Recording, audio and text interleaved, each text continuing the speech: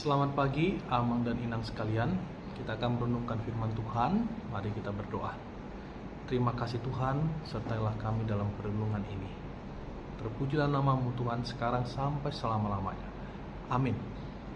Firman Tuhan diambil dari Ratapan 2 ayat 17. Tuhan telah menjalankan yang dirancangkannya.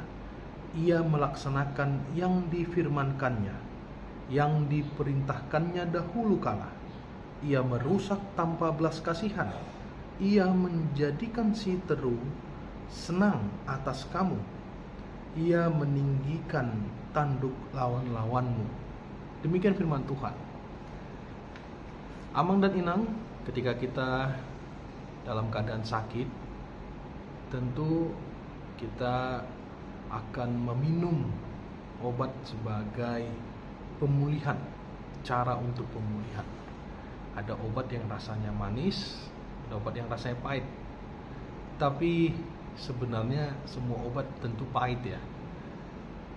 Obat yang kita konsumsi itu bertujuan untuk memulihkan kita. Di masa teks ini ditulis, banyak para nabi tidak menyampaikan firman seturut dengan firman Tuhan, seturut dengan kehendak Tuhan.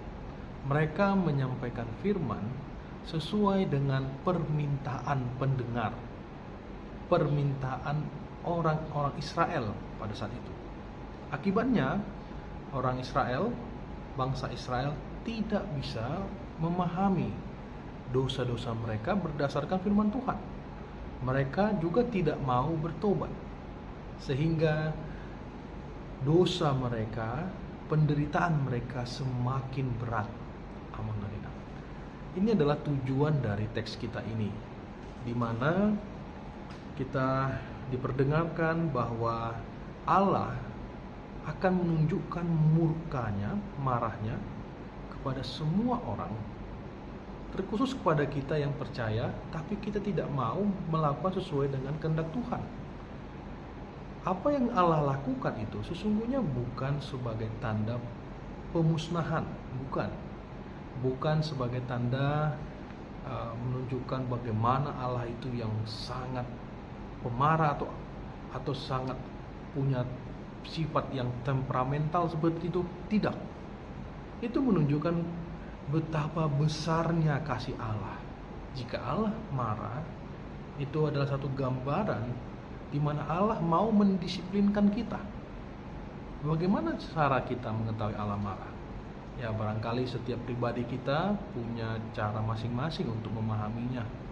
Tapi yang jelas, di saat kita sulit sekali untuk datang kepada Tuhan, sulit berdamai, sulit menunjukkan kasih, penderitaan itu membuat kita kehilangan damai sejahtera. Itu tanda bahwa Allah tidak sedang berada dalam diri kita. Maka ketika Allah marah, tujuannya untuk mendisiplinkan kita, untuk memulihkan kita, untuk membuat kita semakin taat kepada Tuhan.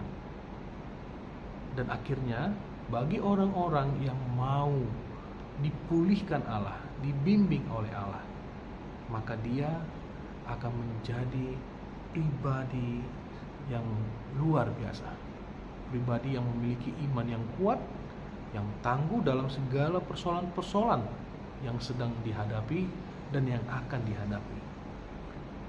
Amang dan Inang, penderitaan yang kita alami itu memiliki dua makna. Makna pertama itu adalah pengujian untuk menaikkan kualitas iman kita, untuk membuat kita menjadi pribadi yang memiliki iman yang kuat. Dan hal yang kedua, pengujian itu bertujuan untuk memperlihatkan kepada kita, menyatakan kepada kita konsekuensi atas dosa-dosa kita. Dan poin kedua ini barangkali sering terjadi kepada manusia, kepada kita, saya dan Anda. Akibat dari dosa-dosa kita, akibat dari ketidaktaatan kita, akhirnya kita menerima konsekuensinya. Konsekuensi itu adalah sesuatu perbuatan yang kita lakukan berulang-ulang, maka muncullah konsekuensi itu. Sebenarnya kita sudah tahu itu salah, sudah banyak yang menasihati kita itu salah. Bahkan firman Tuhan yang sering kita dengar mengatakannya, tapi kita mengeraskan hati kita. Bahkan kita lakukan itu secara berulang-ulang. Akibatnya amang dan inang, kita menjadi menderita. Itu konsekuensi yang harus kita pikul.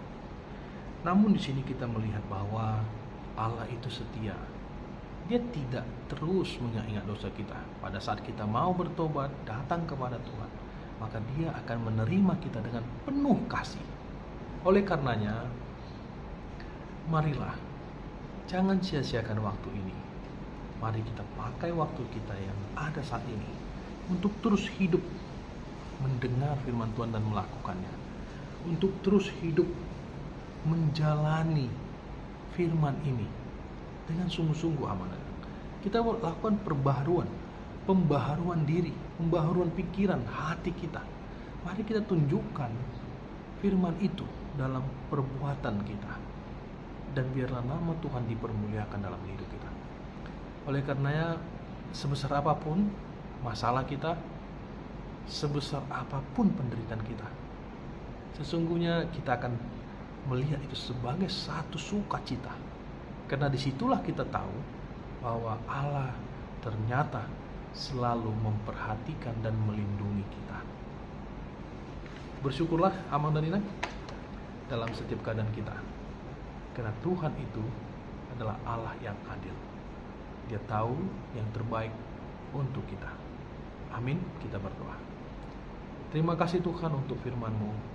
Terima kasih Engkau menyapa kami, memperlihatkan kepada kami betapa Engkau mengasihi kami, dan juga betapa Engkau memakai segala hal, penderitaan, perbuatan-perbuatan yang salah, untuk menegur, mengingatkan kami, mendisiplinkan kami.